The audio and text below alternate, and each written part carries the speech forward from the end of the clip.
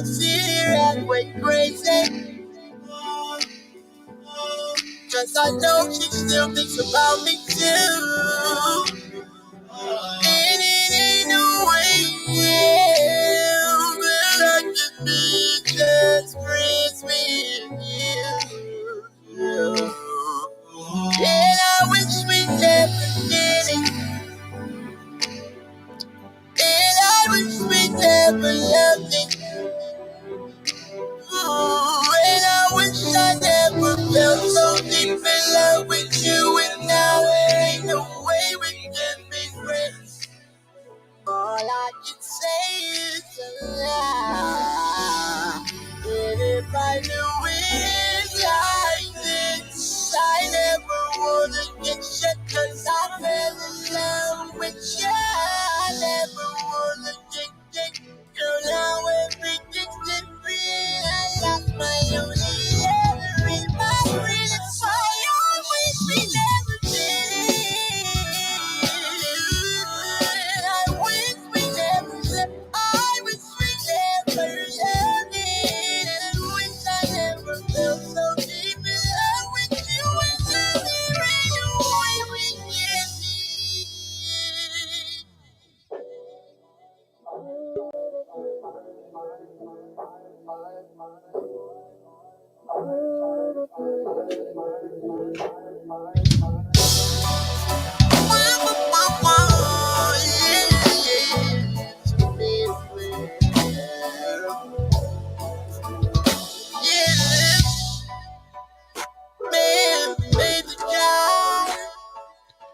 Y'all pull up. We getting ready to start shortly, baby.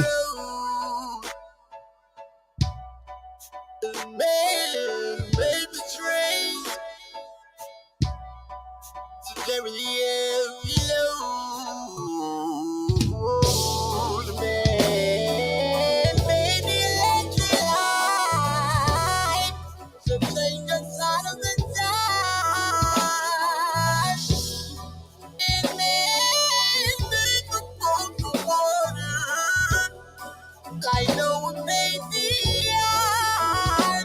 This is a man's world. This is a man's world. But it would be nothing. Would it be nothing to me without a woman? Without a woman.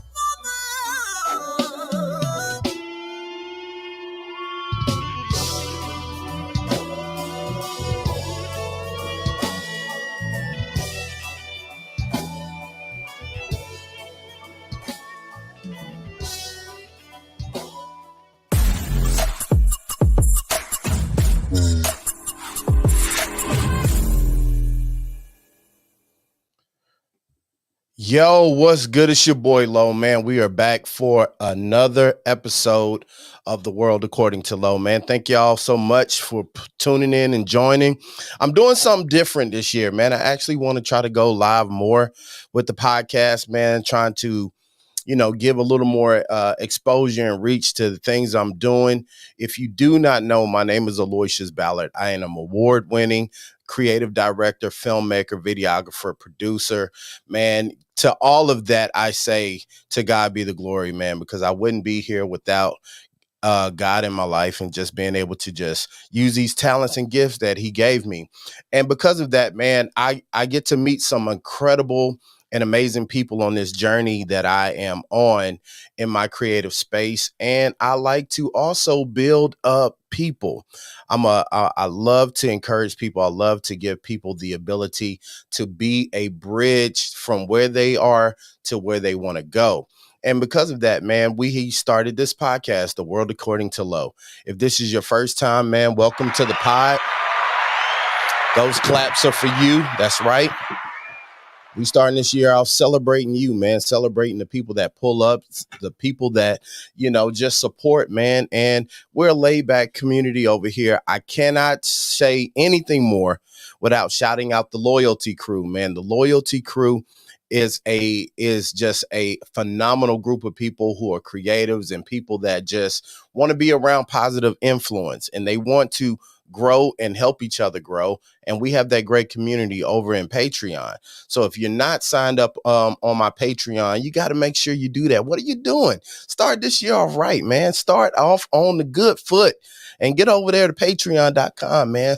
/Aloysius Ballard, and you can sign up, man. It starts at $5. That's the cost. That's cheaper than Starbucks. I know all y'all be going to Starbucks. I be seeing y'all all in the line and doing all that other stuff. But man, listen, this year, I really want you to take action into what you're doing by being someone who is putting their best foot forward. And you can do that, man, by being surrounded by positive people. Now, with that being said, man, I'm excited about today's podcast, but y'all know, maybe you don't know, but I'm going to tell you here on the pod, man, something we do to intro the pod is make a big choir. I love music. That's my initial background. I was into music heavily. I used to produce. I used to engineer. One of my first degrees was going to Berkeley, and I got in music production and technology. And I used to set up studios and do all that great stuff. And you'll be able to see some of that tonight in my lingo. But more importantly, man, it put me on a path to where I am today. So because of that, I'm very excited I'm telling y'all, this guest tonight is somebody you don't want to miss. And he's a fellow alumni of one of my favorite schools I graduated from. So I'm gonna bring him shortly. But before we do that, we got to make a big choir, okay? And we're gonna make that when I play this song. If you don't know the words today, I need you to learn them by the next podcast, okay? So this is the intro. We're gonna intro the pod, and then I'm gonna bring in my guest tonight. All right. So let's get this going. It's the world of. Come on, if you can't do nothing, you can clap. Come on. So act like you already know. It's gonna be a good show. It's the world according to Low. That's right. That's right. Hey, hey. So let's sit and grow. It's gonna be a good. Yes, yes, yes, yes, yes. Listen, I'm not going to hold up. I'm going to bring my guy in. I hope he's ready. I'm going to bring him in. None other than, oh, there he is. What up, John? What up, baby? What it do, bro? Man, thank you for having me, bro. Hey, I'm happy you're here, man. I had to give you some claps. Man, welcome to the podcast. You're my first guest of 2023, bro. Wow. That's super dope, man. I'm glad to be here, man. I'm glad to be here. Now, look, man, for having me. I'm so excited, man, to have you. We met in our time at Full Sail. Yep. And we're gonna get into a little bit of that. But I want people to understand who you are. Go ahead and give me a little intro to tell the people who you are and what you're doing. Man, I'm just a country boy from Tennessee. That's the long and short. That's why I said when I talk, it sounds like I sound like a banjo.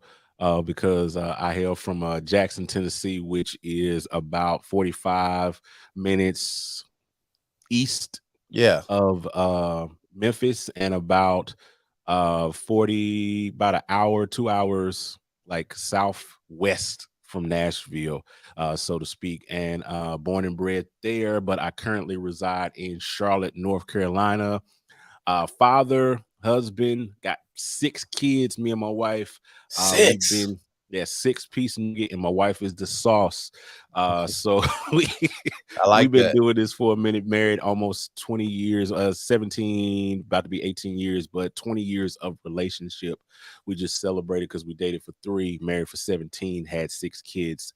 That is my world, and my life right now is my family. And that's a big part of what I do. But that's me. Me is that. The other piece, the other side, the professional side of me is John Mike.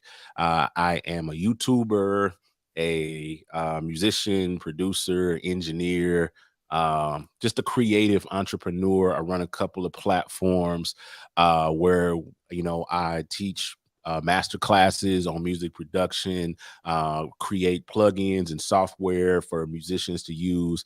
And then I do software and hardware reviews on my YouTube channel. And I just launched a new platform yesterday called Media for Musicians that is going to allow me to move into this next phase of what I want to do, which is actually teaching people musicians and creatives specifically, how to be content creators and how to get into this game and roll from there. And in a nutshell, that's just me.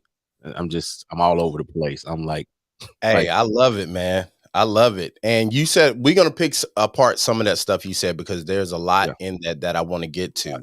Now, before we get into that, I'm big on self care. Hmm. So I'm asking you, how are you mentally? Just in your vibe, man. How are you today? Today I'm actually pretty good, man. I've been the holidays was a good, vibe to relate to kind of rest and relax and recharge. I just came back. Me and the wife, we spent 7 days on the ocean, hitting Jamaica, we hit Haiti, we hit the Bahamas. We spent a whole What? 7 day journey down there, just kind of checking out that space. And we got back, and that was my celebration for a long good year, but also for turning 40 because I just hit Team 40 out here. Congratulations. So yes, sir, yes, sir. So I'm Team 40 out here just doing my thing, man. And so no, I'm in a good space, man. Building my businesses and moving in there, and that's no cap, man. I'm just enjoying each day as to the fullest as much as I can and trying to max out every day. Now, listen, before I let you go any further, I got to shout my wife out, There and you I'm go. going to shout your wife out. Uh-huh. Because here's the thing, it's not easy being married to creative, especially guys in the music industry. Yeah. And now we mixing content, video content, building brands. Yeah. Like, bro, like it takes a unique woman to be with It a does. musician or somebody Yeah. in the creative field. So, Yeah, man, man, she listen, was she was hitting me before because it's like, did you just finish a podcast? Like, yeah, you about to do another podcast? Yeah, yeah. I just it's just where we are. Like yeah, literally jump from one thing to the other, and that doesn't even count like all of the 50 other things I done today. So yeah, it's like you said, it's a creative space, and she stays at home. She's a stay-at-home mom. awesome. So she takes care of the kids, and I go bring in the bacon. There You know what you I'm saying? go. That's That's a just whole what nother. I'm gonna have so. to have you back for that conversation. Oh, yes, That's a sir. whole nother conversation there. Now, listen, my podcast, man, I really like to be like a classroom. I like it to be educational because Okay. if people donate their time, I want them to be able to walk away with something applicable It's that they valuable. can benefit Yeah. from. So one thing that I loved, and I told you when I invited you on, I watch people from afar, man. So I like Mm. people who influence me in a way where I can see the fruits of your labor. Mhm. And when it matches up with the work that you say you're doing, I pay attention.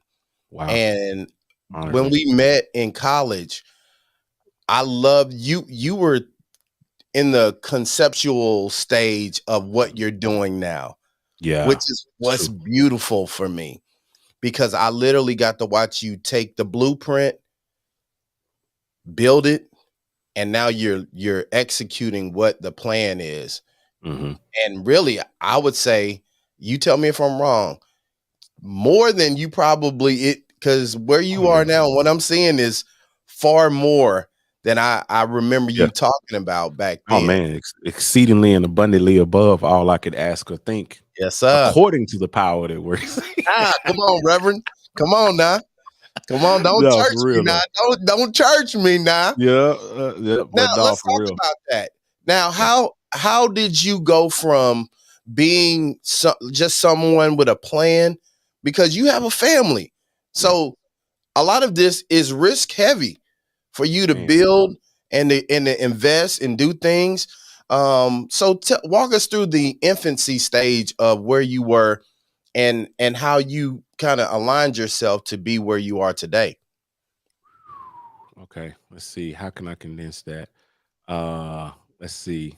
From the infancy to where I'm at. Or Um, just, or just start with what? How does somebody start? yeah, Somebody that's the that biggest. there you go. Let's talk That's that. the biggest thing. Is starting.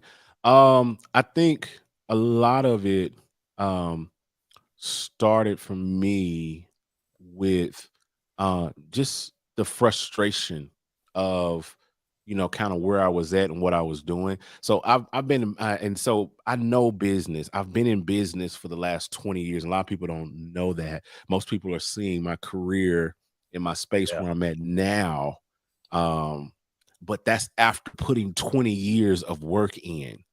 You know what I mean? Like that's after, they're seeing the 3 to 4 successful businesses that I've built right now, but they didn't see the 10 other ones that failed before that. You know what I Yeah. mean? That led up to that.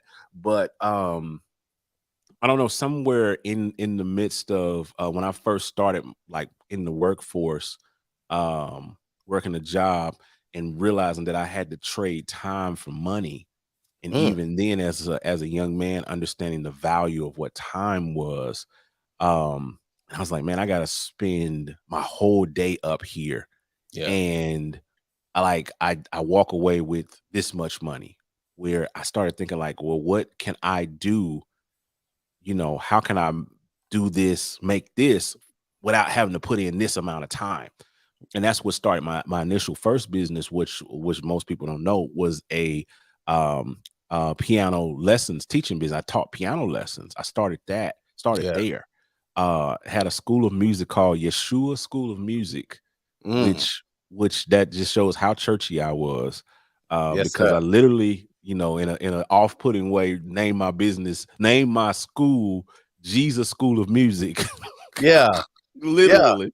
Yeah. And but I just did that. But I started that business at 20 and went through so many failures with that business to grow it.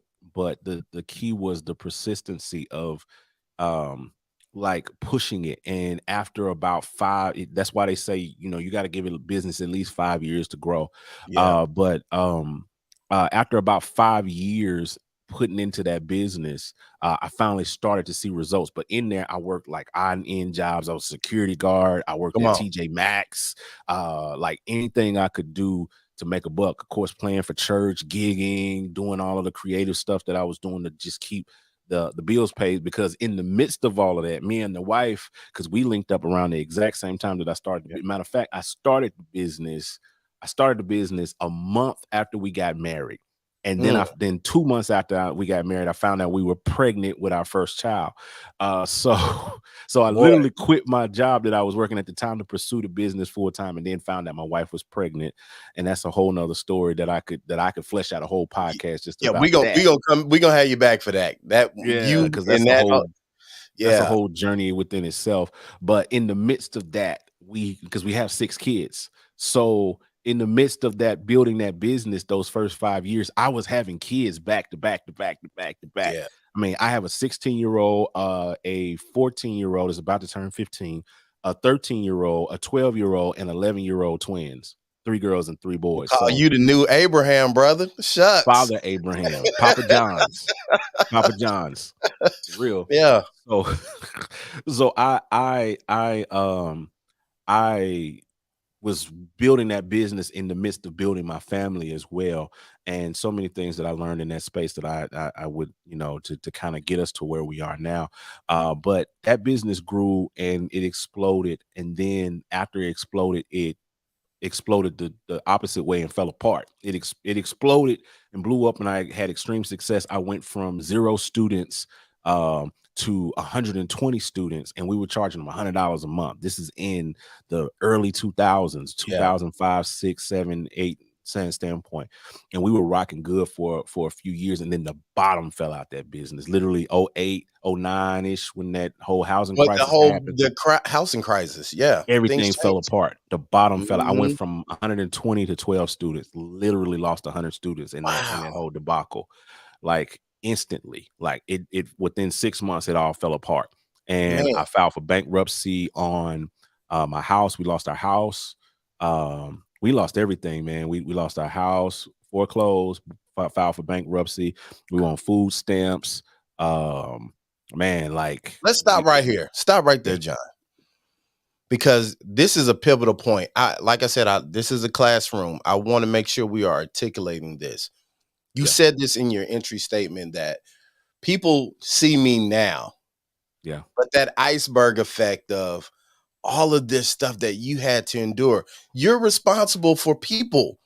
You have a family. Yeah. And you're in the middle of a situation, which is something we just recently saw again, where the unknown happens and all of Yeah. our businesses are affected. Exactly.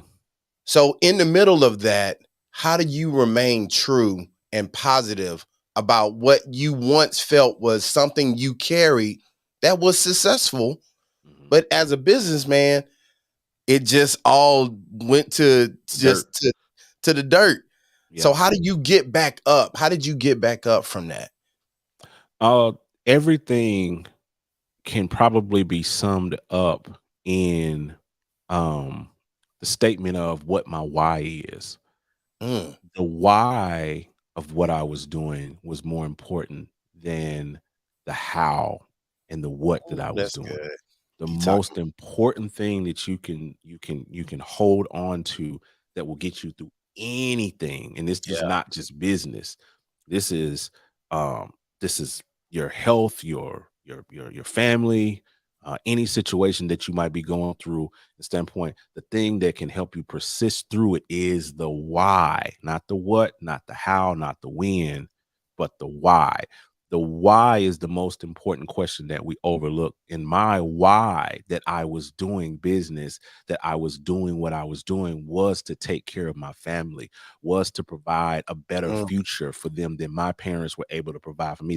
My parents did the best that they could to raise me, and they were on different times with different sets of information, different things, and so they took us as far as they can take us. But my why had to be that I had to go past that. I had to mm, scale past what because my own dad told me. He said, you got to do, I did double what my dad did.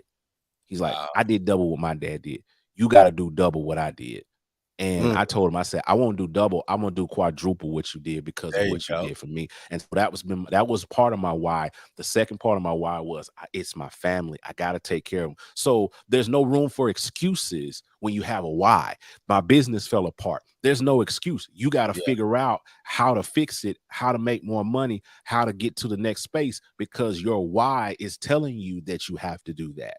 There's no excuse for that. There's just, I got to get up and figure something else out. And that's what ended up being the foundation that kept pushing me into the different business ventures, that kept pushing me into stuff. So it became a whole thing of throwing stuff upside the wall to figure out what was going to work next. And so when you go through spaces in business like that, or in life, you have to hold on to the why, number one, because the why is going to get you to the next space. And outside of holding on to the why, you have to start figuring out what the next space is. How do I get out of this hole? Where's the shovel? Where's the ladder? How, what's the next phase? So bankruptcy, foreclosed on a house, was that close to being homeless, literally that close to within an inch of being homeless. But we was able to find a space. We didn't have to move back in with our parents, thank God, but because they would have had a fit if 8 of us moved in with them at one time. And so we had to figure it out. Like, there was Yeah. no excuse. It's just get up and go. It ain't working. My dad had a saying. He said, ain't no use crying over spilled milk. Go Yeah. get a mop and clean it up. Go get a Now, see, mop. I ain't That's heard the all you can second do. part of that. Go get a mop and clean it up. Go get a mop and Do clean it up. something. Do Do something. something. Be active.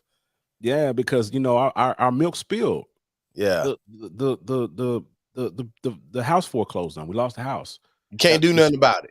Can't do nothing about it. The milk is on the floor. Yeah. We filed for bankruptcy because I couldn't afford to pay the debts, pay the people back that I owed. So the milk is on the floor. That's hey, that's gonna be the name of the podcast episode today. The milk is on the The floor. milk is on the floor.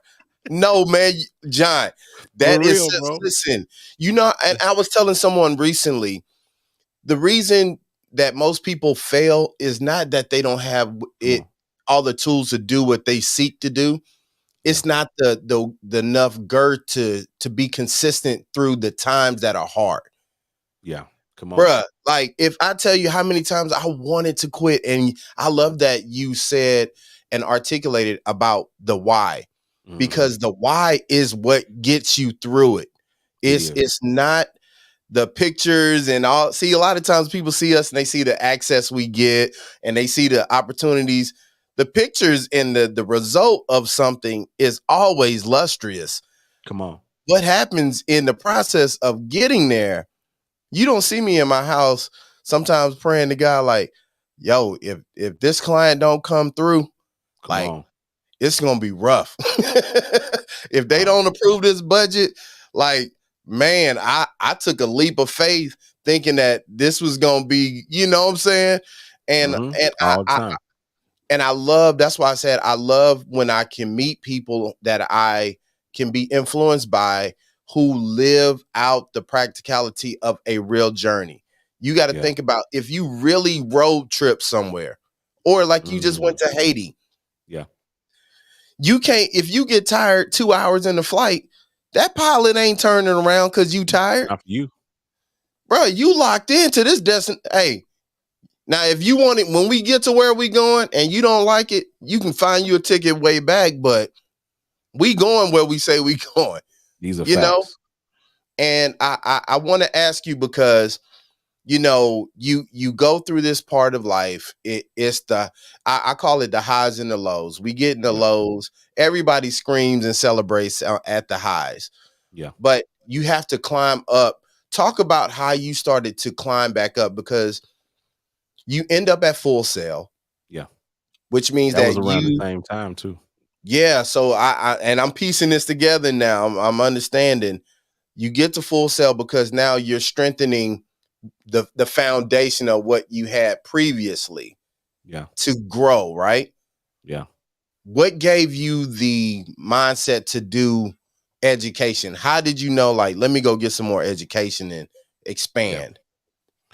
Well, with the Full Sail journey, number one, that was full. I always wanted to go to Full Sail. I wanted to go to Full Sail in the 90s when I used to get the Sweetwater catalogs and I used to flip through it, and then I found out there was actually a school you could go to and learn music production.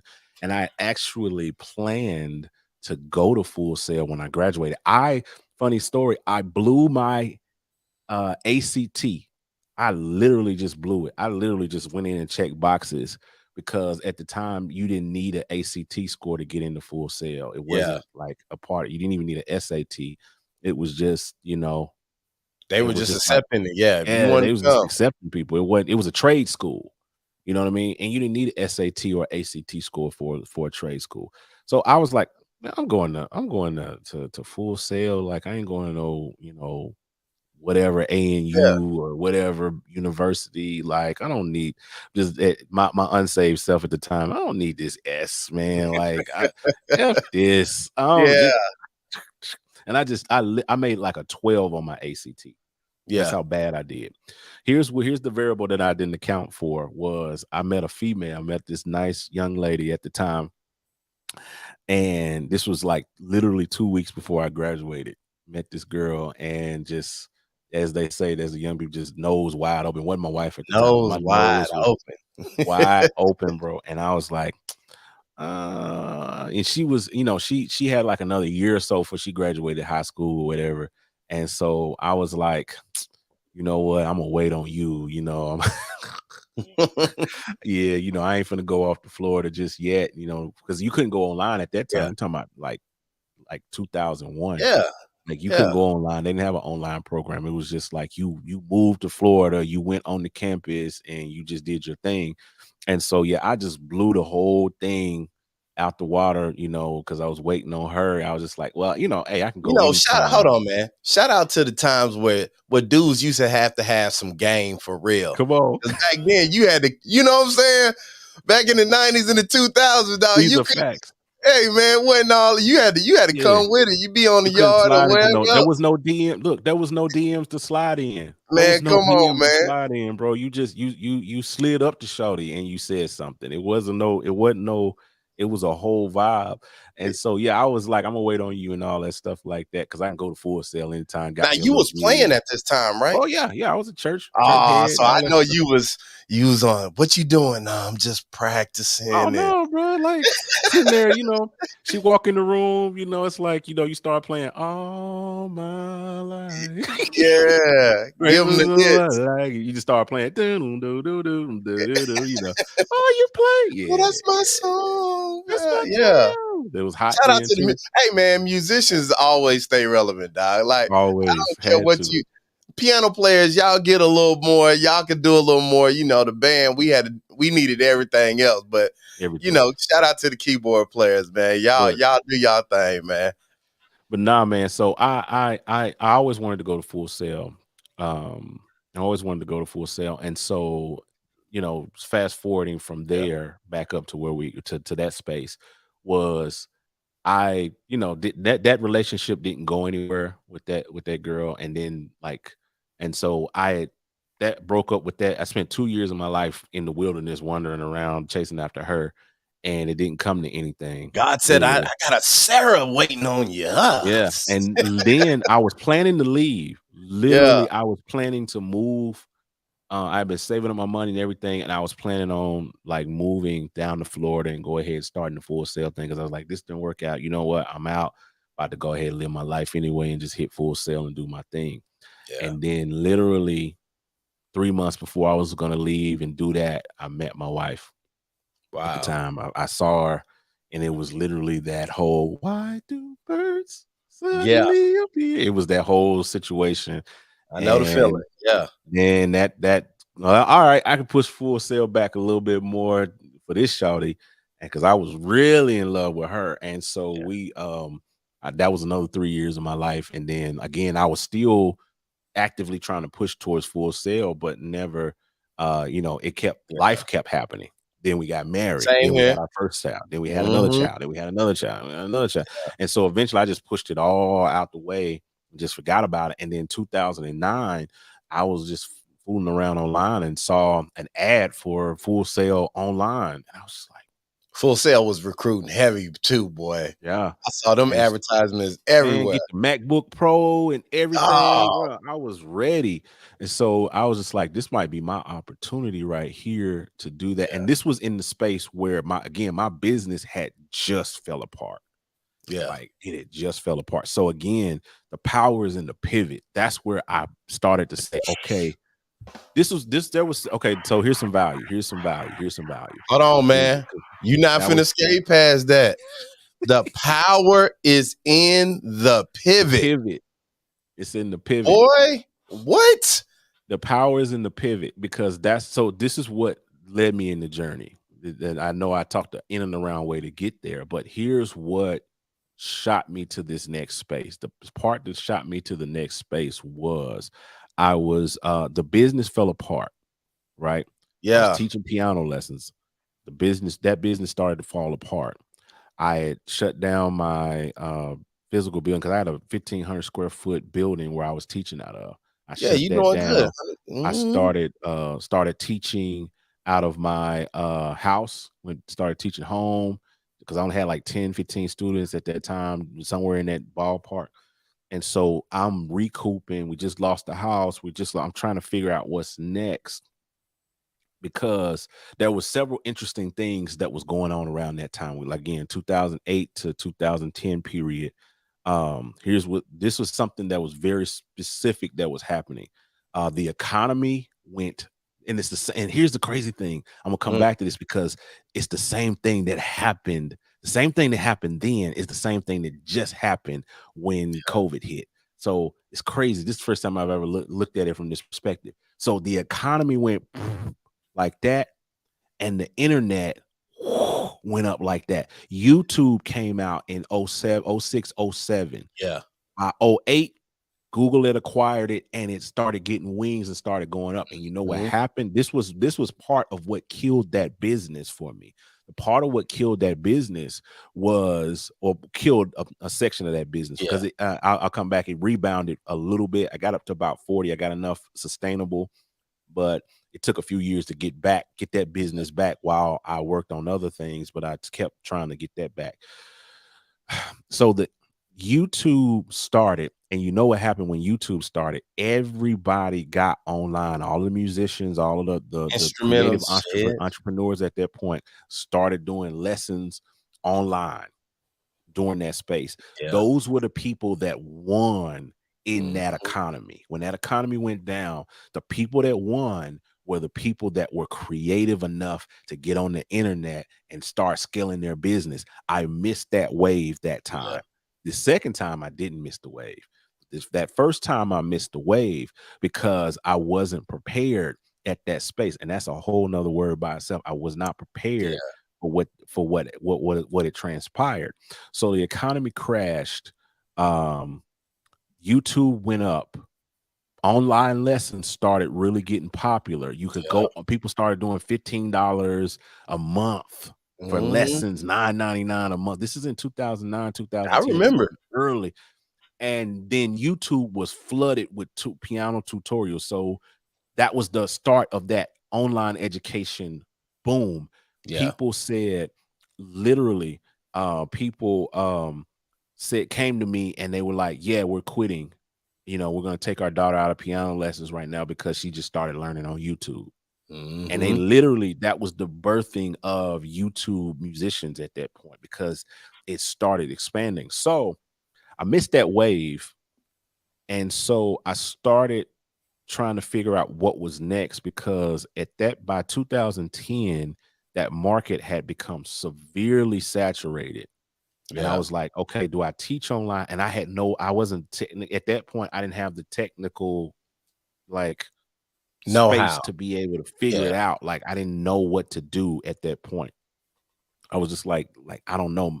People are like, do I go online and teach? How does that work? Like, how do I teach online? I'm trying to figure it out. We didn't have the compendium that YouTube is now. You can literally go in and type in how to start a music school online. And it's like literally 1,000 people that's going to tell you exactly how they did it. That information wasn't there right now. People were actually doing it at that point. And so the ones that knew, they knew, and the ones that didn't, they just didn't. Use just like a closed, and people didn't share information like there was just a closed market. And so I was sitting there like, what do I do next? And so that's when Full Sail popped up. And because of my income bracket that I fell into, because of the business falling down, man, the grants, I could pretty much go almost doggone free. They was giving me grants, scholarships, all of that stuff. And the bonus was I was going to have some money left over after I took out these grants. And I needed some extra money at that point in time. So you're like, yo, after I pay my books, after I do my tuition, I'm going to have like 5 racks left. That can float me through this next like 6 months or so, as a little nest egg to help, keep me going while I figure out everything on the business side. And so that was the method in the madness. I was like, I always wanted to go to Full Sail. I always wanted to get in there. So when I got in that environment, getting in there and meeting people like you, met my dude KJ through Full Sail and several other creative producers and stuff. And I remember my dude KJ came in. He was doing YouTube at that time. I remember KJ.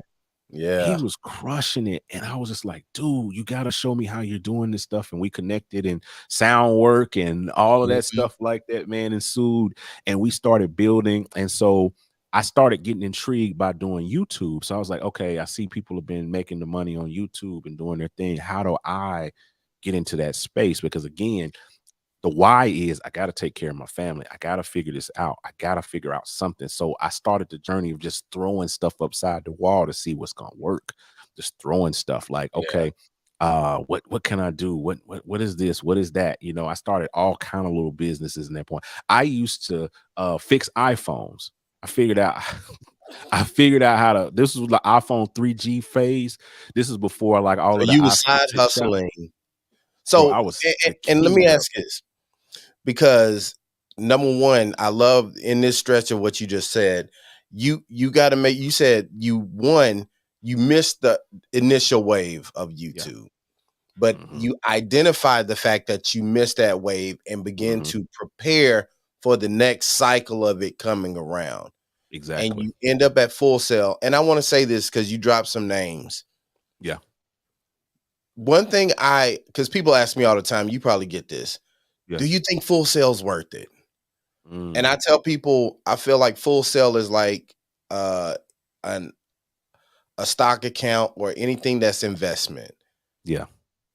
How you treat that investment is what you get out of that investment.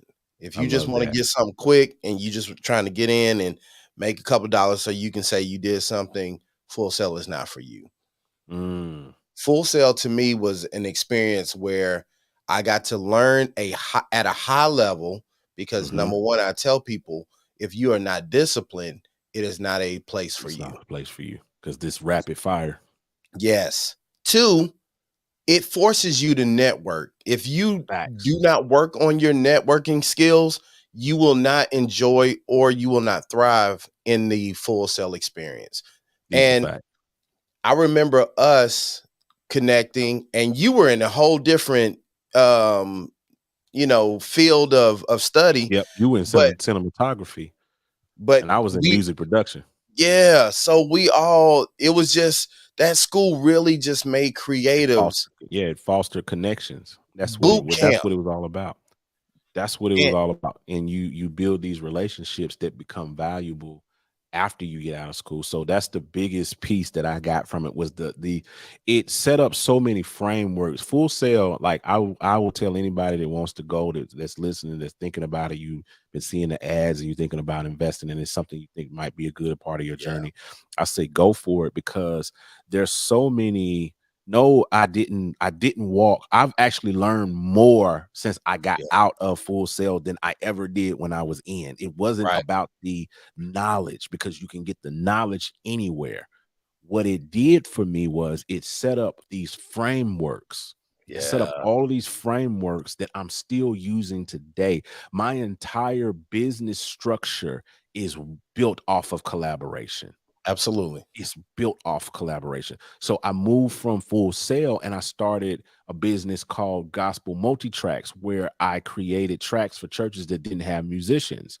And we did stems and stuff like that. Well, that 90% of that business was what we call UGC, user generated content. I was working with other producers from everywhere and bringing them into a space in a website where we collaborated and everybody created tracks and we uploaded them and built a community around what we were doing. But that framework of working with other producers all across the world was built at Full Sail. Like, they taught us that. They made us do that. That was a part of the curriculum. Collaboration was a part of it. Like, you learned how to Had to. communicate with your students, with your fellow students. You learn how to communicate and work collaboratively on projects where you knew somebody else had a piece and another person had this piece and another person had that piece, and y'all brought y'all pieces together and made something bigger. That framework right there set me up and rocketed me and gave me the step ahead to do the next thing, that I needed to do. And it built on to everything. And so, yeah, it Full Sail definitely built those frameworks that allowed me to step into those creative processes that I moved into afterwards. And my first business was an educational business. So So you that's where merging literally all of everything these is there. experiences I love to into teach. one. At the heart of everything, I'm a teacher. Mm. Like, that's who I am. Yes, I produce. Yes, I engineer. Yes, I do videos. Yes, I'm a content creator. I'm a YouTuber. I'm an entrepreneur. I'm a businessman. But at the end of it all, if you take it all away, if you delete everything, I am a teacher. I get the So most value, the finish that most thought. passion, and everything comes out of me when I get a chance to educate somebody. It doesn't matter who you are. If you come knock on my door at 3 o'clock in the morning and you ask me a question, I am going to answer you. I'm going to give you this big, like I'm talking now, I'm going to give you this big elaborate explanation. After I wipe the crust out of my eyes and the slob off of my mouth, I'm going to give you an elaborate answer to your question. And that's just who I John, am. Yeah. listen, pause right there. Put a pin right there, as my father-in-law says. You're good. I want people to understand what we're talking about here, because it is not by chance we having this conversation the first week of the year, bro. It's good. You said at the core of who I am, my being, my purpose you are a teacher. Yeah. I connect with that so hard because I love video, but at the core of who I am, my wife always says this about me. I love to build people. That's good. Video is my bridge to take who I am, just like you with your business. You said, even though I'm a teacher, the businesses allow me to educate so many other people. Exactly. Video allows me to educate or tell stories of the people that I love to help. Exactly. That's good, bro. We would do it regardless. Yeah. Regardless. It's just the framework. Like everything that I do is built around that framework. Like, yeah, I know how to code plugins. I know how to create products. I know how to do all of these things. But you know what my brain is always thinking? It's not thinking about, oh man, let me create this. Let me learn how to code this plugin and put this together and create a VST or create a mixing this or this, create that. The end game is in my mind, like, how do I teach it? Like once I figure this out, how do I disseminate this to help somebody else, to build somebody else up? Like you said, to give them that framework. Everything in my life is always built around this. It's always like, do it, then figure out how to teach it. Yeah. You know, figure out how to do it. Business, here's another gem for you. Business, like most people, and this is the thing that most people don't want to do. I'll give you a couple of frameworks in a rapid fire session, is that business, it takes about a good 10 years to really scale and be successful with a business. You need 4 years. That's why we go to college for 4 years. You need 4 years to really get the knowledge and the information about doing what you're trying to do. So if you spend 4 years studying any topic, video, content creation, whatever field of study, you spend 4 years at that point, you will be educated on that point. It takes at least 4 years, to learn a subject. I mean, through and through. You'll get some frameworks. You have some successes. You'll learn how to do things. Like if you're learning piano, you'll learn how to play a few songs. If you're learning how to edit video, you'll figure out how to do edits. But talk to that same person that started and got some successes in year 1. Talk to them on year 4, and they're probably editing films. You know what I'm saying? Because they've learned something in that space of 4 years that is supersedes what they learned in year 1. So it takes 4 years of commitment to any particular subject to become an expert on it. Once you become an expert on it, it takes another 2 years to perfect that. Another 2 years just to get good at it, because you can get the education, but you got to get out in the field and get experience. You got to get some clients of videos to edit. You got to get out there and get your hands dirty. It takes at least another 2 years to learn, to really perfect that skill. After you perfected that skill for 2 years, it takes another 2 years to build that into a business and scale it. So if you really want to do something, give it 10 years. That's what I tell everybody. It's like, it's like people are like, how do I get here? How do I get there? Where you're seeing right now in my life, the success that it looks like I'm having is all built off of the last 10 years of my life. Wow. It's literally 10 years. It literally took me, if you talked to me in 2012, I was broke, I was bankrupt, I just lost my house, I had a food stamp card in my back pocket 10 years ago. Yeah. You and know then that process of going through it. And I like that because, and I know people listening are probably saying, dang, bro, it's going to take me 10 years to really, hey, I tell people like this. Everybody has a different level of success. Yeah. For some people, and I remember being in high school, success for one kid was making the football team. Come on. Success for another was if I get to touch the ball. For some of us, we wanted to be record breaking. We wanted to be the best within our field, right? Yeah. Yeah. And for that, our metrics were very different. But here's the thing. All of us were happy with the successes that we had. That's what now, at the end of the year, now here's the funny thing. At the end of the year, when the kid who strove to be the best in the industry, in the field, right? They have a thing called an awards banquet. All of the kids through the season were happy. But when it became time to have a public acknowledgement of the hard work that separated us. Then some of those kids became envious because no one gave me a trophy for having such low standards of success. A lot of times we go through this life, 10 years to somebody is a small price to pay to be the best in my field. Here's something else for you that'll blow you away. Most people in that process stop at different points. Because of that same framework. Some people never move past the education form of it. Like, I'll take a musician as an example. Some musician, and this is okay. This is all of these levels are okay. You just have to figure out where your ceiling is. You have to know where your ceiling is. Some people are okay with just learning the skill. Like, they just learned how to play. I can play and see. I can play and see. I can play for my church. I know a few songs. I can go gig out on the weekend. They're happy with just learning the skill, and they stop there, and they never perfect it. They never perfect it. So they never become like a Corey Henry or a or Stevie Wonder or someone, you know, that perfected the skill and became a master of it. You know what I mean? So here's another phase. There's some people that move past the education phase. They get to the perfecting phase. They perfect their talent and they become very successful in that, right? You know, they get a name, notoriety, because they're known as the person that perfected that said skill in that said place, but they stop there. Yeah. And they never move past that. They never scale. They never actually scale it into a business.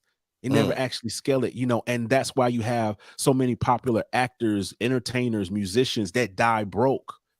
They had perfected the gift. They were so amazing at what they do, but they stopped at perfecting the gift and they never learned how to scale it into something that could have took care of them, their family, and their future generations. They never scaled it. And some people are okay with that level. And then there's the people that they learn the skill, they perfect the skill, then they scale the skill into something that's successful. But here's what and some people stop there. The next level of that, it takes another 2 years. And now we're talking about 12 years, because that's the space that I'm in now, is to teach it, to disseminate it, to duplicate, to teach people how to do what you did. You know what I'm saying? And so most people stop there, and that's where the ultimate level of satisfaction and value is.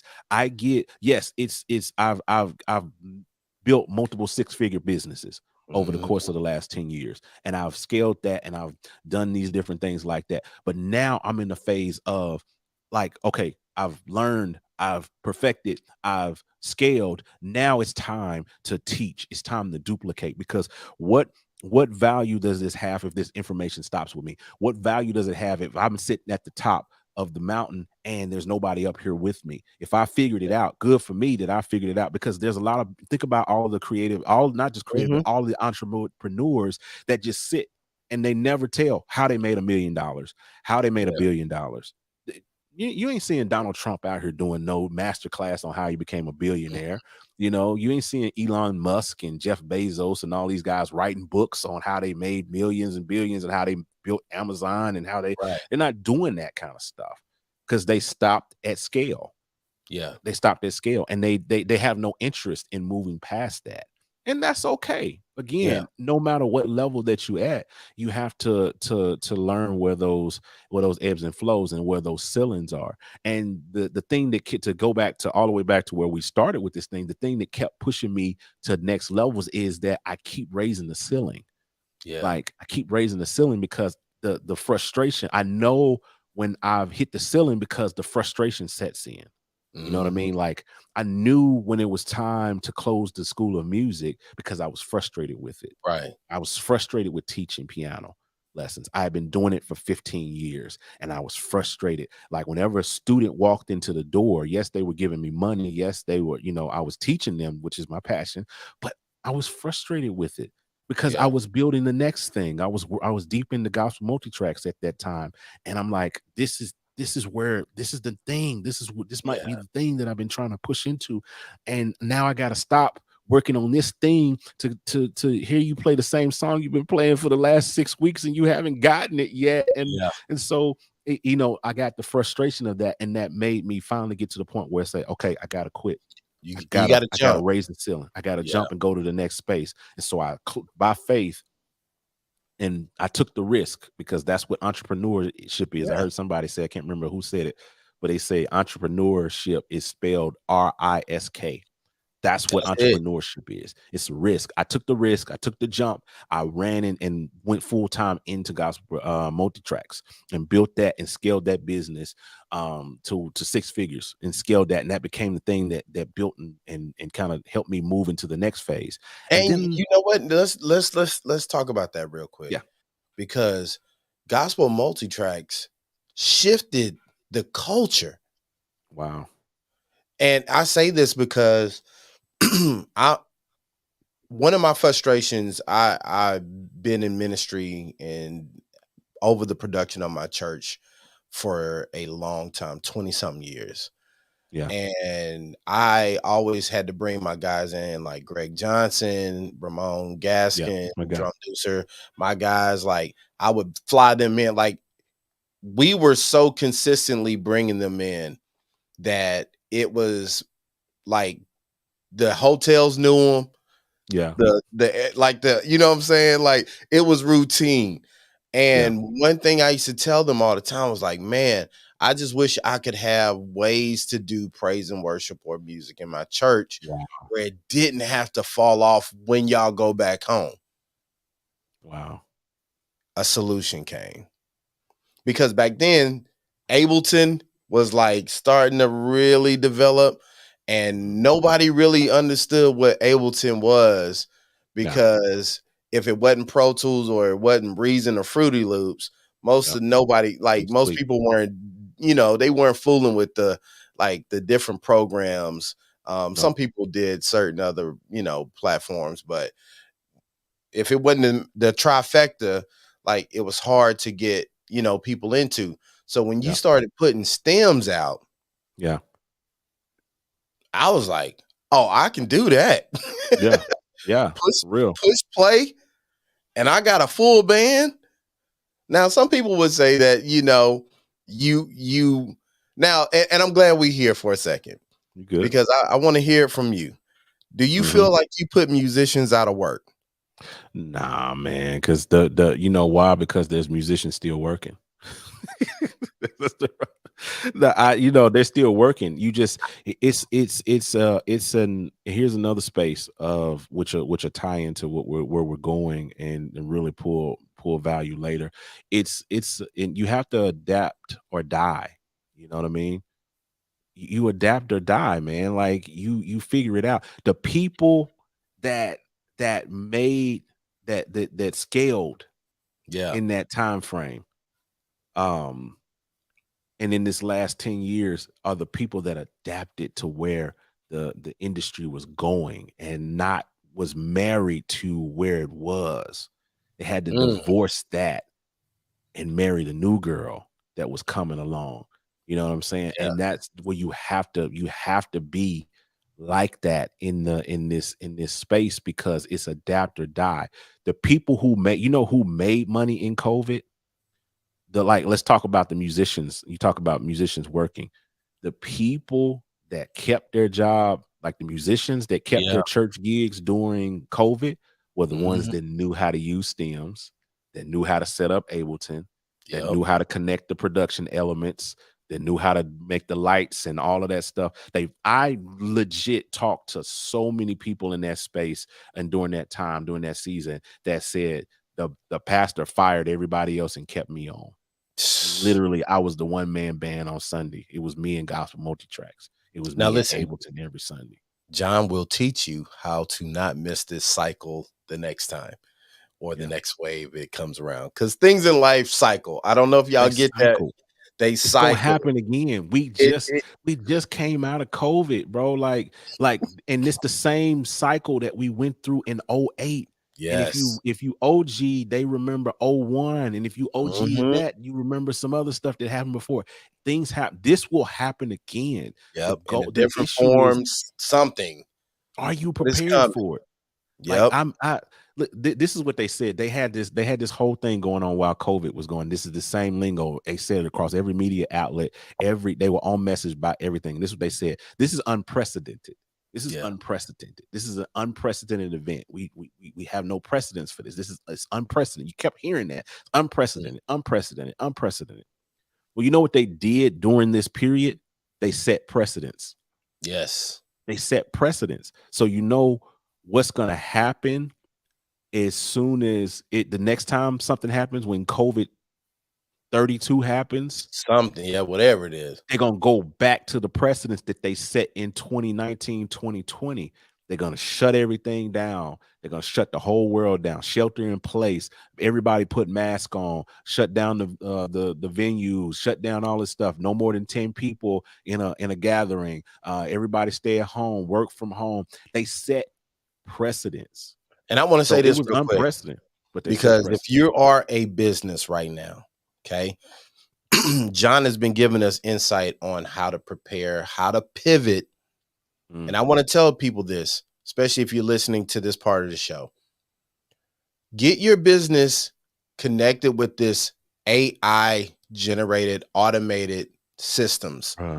If your products are not able, or people cannot do something with you and your services through automation, hey, you need to be on Alexa, you need to be on Siri, all these things because that's where it's going, and people don't realize they're putting all these bots and AIs in place because they know it's going to happen again. And Amazon wants to say, instead of my business not working, we're going to have these robots in place where we can tell them to process your order, package it up, and we don't need to worry about robots getting sick or people getting harmful. And we got to have the foresight to see these trends of where we're going, bro. And AI is definitely where it's at. It's definitely, and they got AI like video editors now. You think I ain't paying attention? AI. I was looking at this thing yesterday. It blew my mind. Like, I think it's called the Captions app. That's what it's called. So when you see like all those captions that pop up on the screen when somebody's talking, and it's rapid fire and it's got emojis in it and it's all of that and it's following their saying, that's AI, bro. Like, I just uploaded my video and it's already press whatever it was to go to the next page, press next.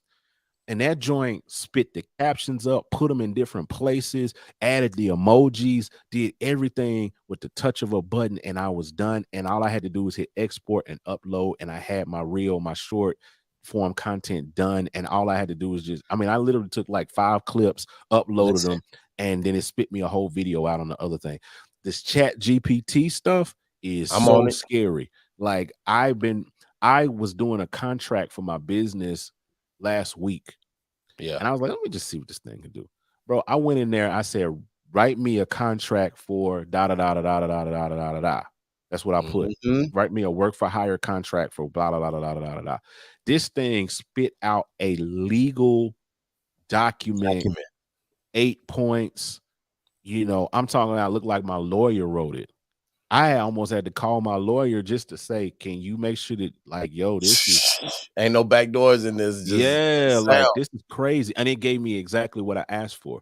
And I've been seeing people doing all kind of crazy stuff with it. Let's explain this, because I don't want to take for granted that people are as into the tech scene as we are. Yeah.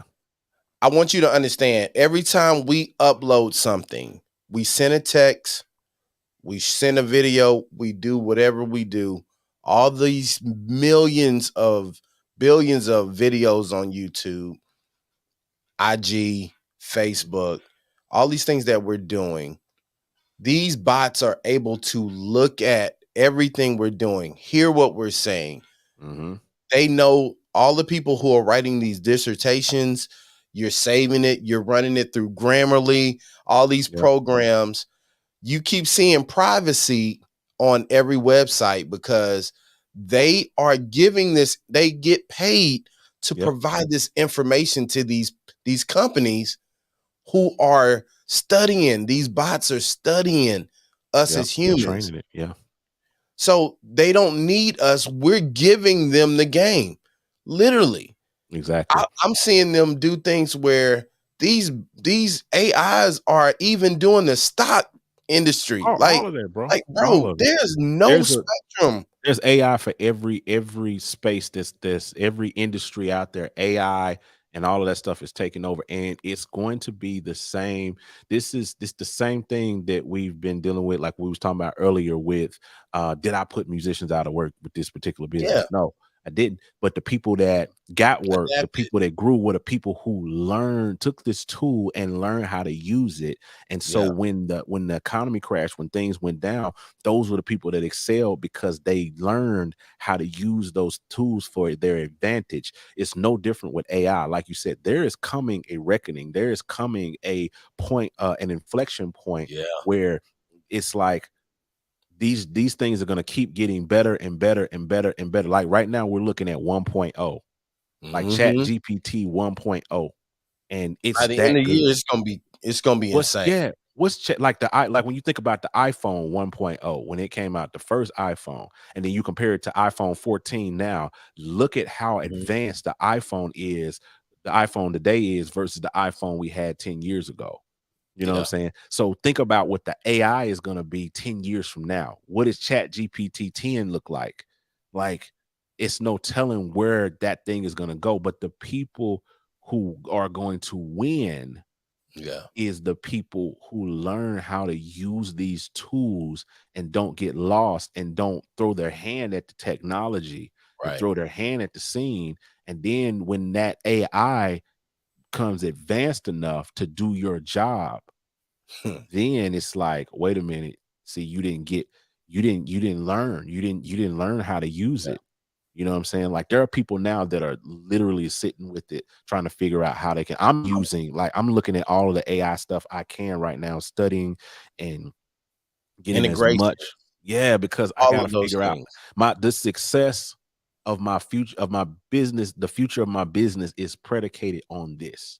Yeah. Like, it hinges on this within the next 5 years. For Like, that I new have to wave. figure out how this integrates into what I do and how to be prepared when the shift happens.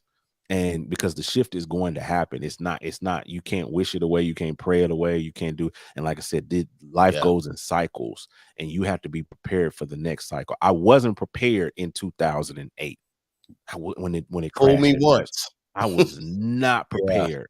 And I suffered because of it. I literally lost everything because I was not prepared. Literally lost everything. But when 2020 happened, and everything fell apart, I was prepared. I was over prepared. And the businesses that I had created, I had several products that literally skyrocketed, where I thought I was sitting there beginning of 2020 just like everybody else was, like, oh my God, like what's gonna happen? Like, I literally have a business. My bread and butter is a track site that sells tracks to musicians and people, that churches that need music or what have you. And the government just shut down churches. Like, how is that gonna work with my business? And it had the exact opposite effect. In fact, everybody started buying tracks then, like everybody. I know you And saw then it, Flex. and then I had 2 educational platforms that I had built where I was teaching people how to do this stuff, But you and teaching also, people how to produce. And John, so put a pin right there. Let me say this. I want people to also notice that you were already set up and established for when that influx happened. I see so many people that start with a great idea, a business, and then they don't prepare for the growth. Like you said earlier, when the pandemic hit, you didn't have to scramble to try to figure out how I'm gonna get these tracks up here, how I'm gonna do this. Already there. They were already in place.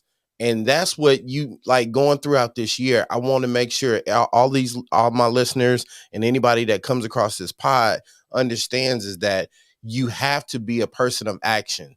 You cannot wait on things to come. You can't be what they say reactive. You got to be proactive. And I used to do this, and I did this in my own skill set. Like, there was times, because my claim to fame, and I tell people this, I was in Mississippi, bro. So like, I didn't come from a market like LA, Chicago, Atlanta. or like New York, where most filmmakers or film companies or video production companies came from.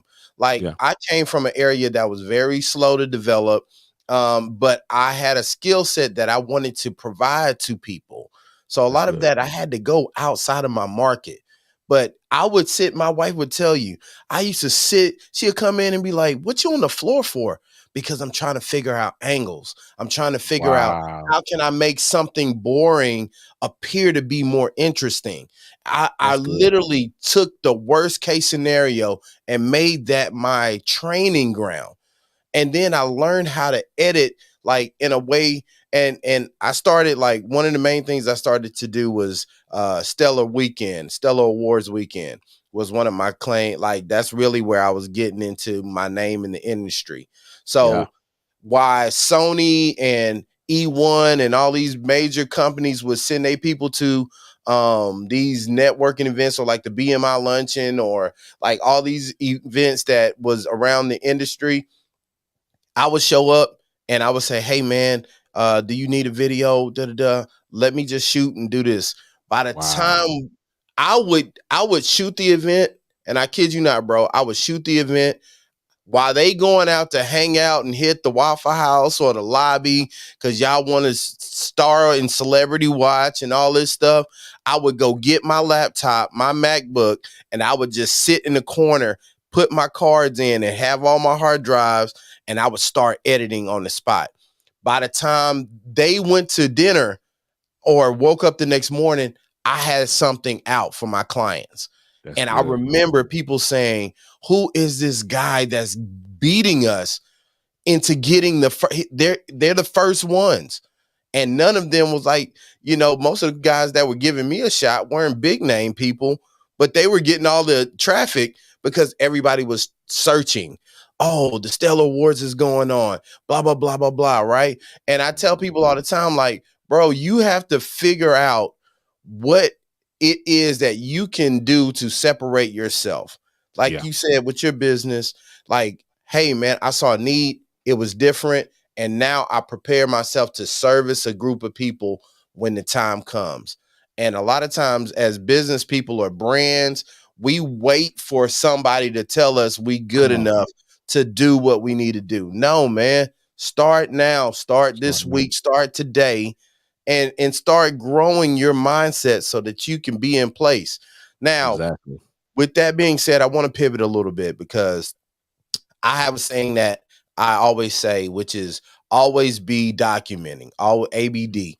Now, ABT. content is something I don't care what it is you do now, you have to create content. You have to.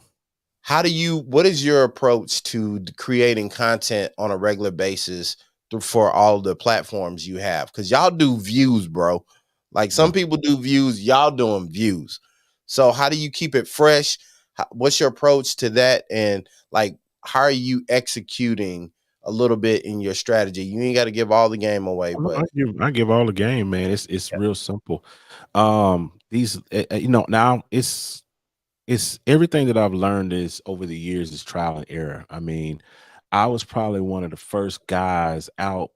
We talking 2014, 2015.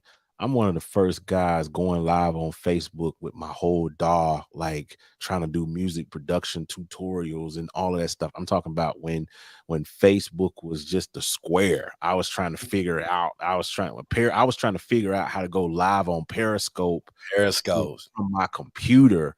Like, I've been doing this stuff for, like, again, over a decade. I've been through all of the trial and error, and we still make mistakes. Like, I did my podcast earlier, and I look at it afterwards, and I'm like, dang, man, like, I mean, it's not bad, but my camera's a little bit out of It focus. was a Like, little out of focus. I was gonna tell you, yeah, I'm like, yeah, because because I shoot manual.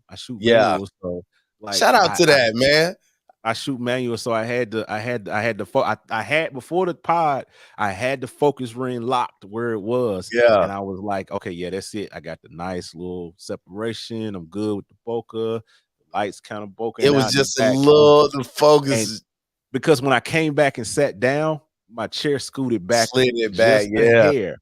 And I got right into that space where I was like, shoot.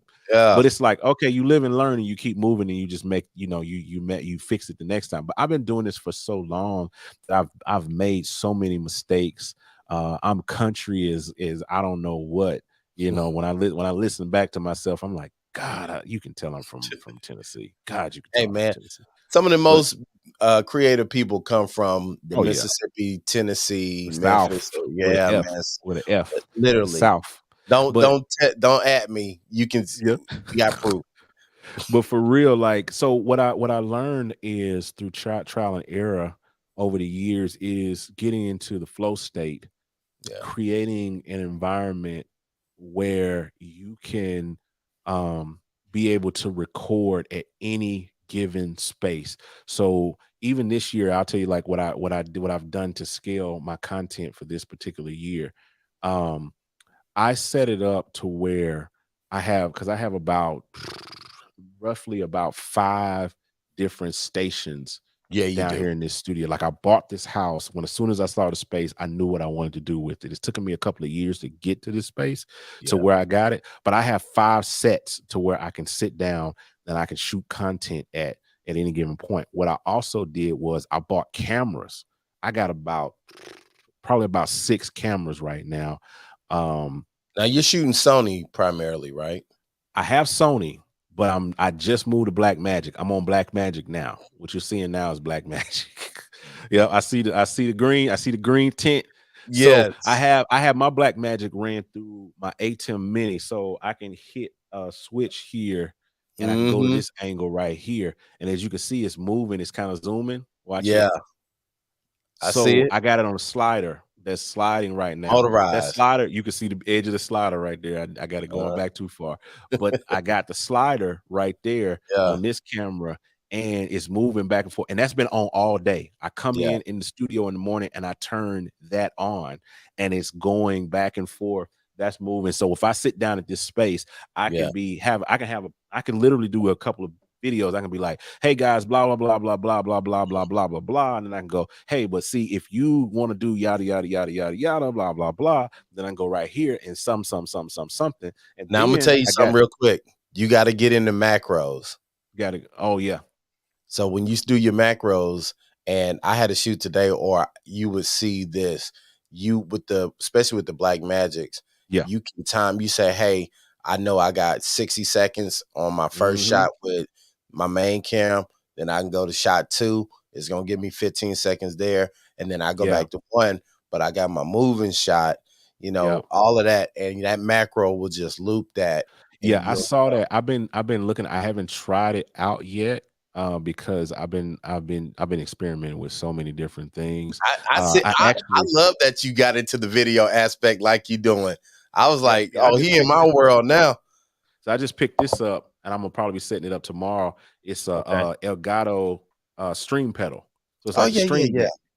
So this is So I'm gonna set the macros up to where I can switch angles just with my foot instead of using my hand. Because I can't wait to see that review. Because when I get done with it, I'm gonna definitely show people how I did it. But like I got these sets. I mean, I got top down. So if I'm producing something, I can go here for this shot. So I have this set up, and I have the ISO. I have 3 Pro Mini ISOs.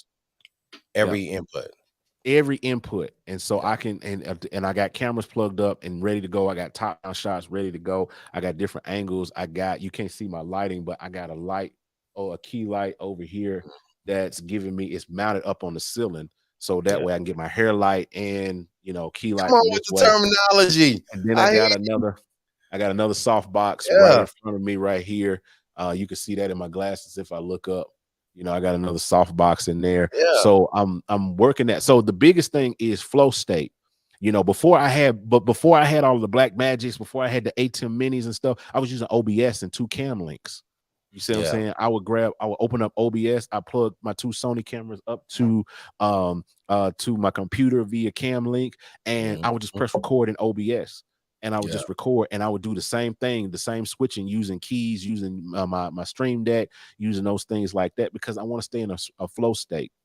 So you literally have a environment where you don't have to think about capturing the No. footage. You can just come in with an idea and cook. Cook. I love Like, that. another thing, here's another hack I do. I have these little wireless lavs right here. They charge up. It's like a little, almost like the AirPods. You put it in a little case and it charges Yeah. at night. When I come in the morning, I lav up. I put this Now, lav on, and now, this which one lav, of the other those are part, those the Hollylands? Which one of those? Movo. Okay, yeah, Yeah, my boy Movo. used This is those. like $150. And it Easy. came with two. It came with two of these and an output transmitter. So I take this and I have it is one is, I keep the lav, and then the output one is plugged into the back of the ATEM. So Yeah, at any given moment, if I'm sitting back, like if I'm sitting back talking to you, that's sometimes I do that.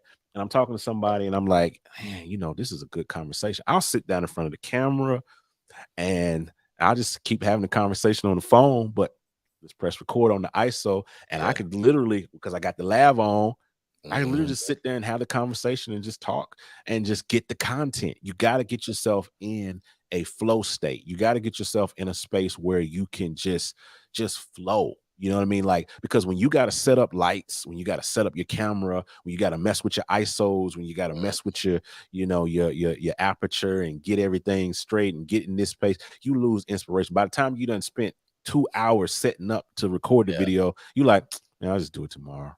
yeah. Because you done lost the inspiration that you had in the first place because you lost it in the setup. So I was like, there's so many, man, I'm telling you, I got like an iPhone full of notes of Yeah. video ideas that came to me in the So moment that never got shot perfect because segue. I didn't get in the flow state. Perfect segue. How do you come up with topics? Because a lot of people have businesses and brands, and they say, I don't know where to find like what to talk about for reels or ideas. Like, Yeah. how do you what's your advice on how to develop topics for like mobile content? You gotta lean into what you know. Like what is that thing that you know better than anybody? Mm, Like, or okay. what's the thing, even if you don't know, you're so confident about it that you can talk all about it all day and you're passionate about it. Like it gets you excited, like like I am right now. Yeah. Like I love music, business, content creation. Like I love this stuff so much. And so I'm so passionate about it. So I don't like the ideas make themselves. Like I'm probably going to sit down after this interview tomorrow. I'm going to Yeah. probably pull it down from YouTube and I'm I'm going gonna to send watch it it to all you. the way Yeah. down. Yeah, I'm I'm gonna going to send it watch to it all the way down and I'm going to Oh, find the we got spaces in there plenty where I of said something great and cut it into a reel. That's the idea. That's the idea. Cut it into a short. Cut it into that. Because yeah. I said this whole space where I was doing this, put a little beat behind it and just go and just chop it Yeah. into spaces and make it like that space. The content is literally making itself right now. And I'll be able to repurpose this Now, a now million different listen. ways afterwards. Now listen, hold that because we getting some great interaction. Shout out to everybody watching. Yeah. Listen, I am Candy and Things. Was loving what you were saying about the risk. They said, man, that talk about the journey was Wow. exactly what they needed. Shout out to Greg Johnson. Greg, man, we love you, bro. Yes, Yes, sir. Greg My said, guy. my guys. That's my Uh, guy. Another great he's a friend of the pod, Isaac Smith, owner of Journey of Life, tuned in and gave us some fire emojis. Yes, sir. And Keemon Hackman said guilty of that and Uh-huh. inspired to get my man cave together. So you just Got to. inspired him. And we'll come back to that because did you have a strategy about making your flow state in your setup?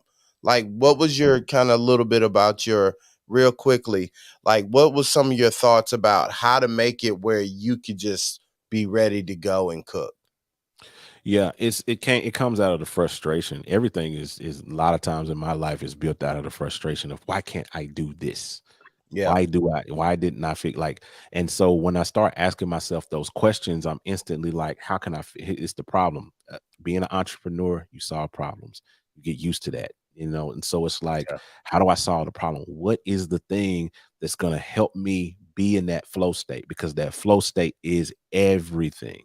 Mm, It's everything. If you can get it, if you can remove all obstacles, all boundaries to creating, you're gonna always win. So I'm always, I never stops. Like, I'm not satisfied even with what I got right now, and I got Yeah. about $10,000 worth of like Listen. camera equipment down here, and I'm still not satisfied with what I got. I'm still thinking about like, well, what can I do? I'm sitting here looking at this thing, and I'm thinking like, man, like, why didn't I plug up? I need to keep a hard drive plugged up to my Black Magic. You can Yeah. plug up a USB-C to it. I need to go tomorrow and pick up a drive and plug it up there. So that way, while I'm talking, not only this cool to get the downloaded footage, but I could have been getting 4K footage while I was sitting here. I wasn't even thinking about that. I could have just, so I need to go get a hard drive. So I'm always thinking about the setup constantly. How can I improve it? How can I improve it? How can I get more into the flow state? How can it becomes an addiction to an extent. But you have to be intrigued with how to get there. And so you start putting these systems and these processes in place to help you get there. So I'm always thinking about it. I'm always looking at my setup and saying like, how can I do this? How can I do that? And then of course I'm watching other people's content. Yeah. Like, I'm constantly watching, like, I get up every morning, and while I'm, working out, or while I'm, just doing whatever the arbitrary morning thing is of the day, I'm watching, like, I got the TV back here.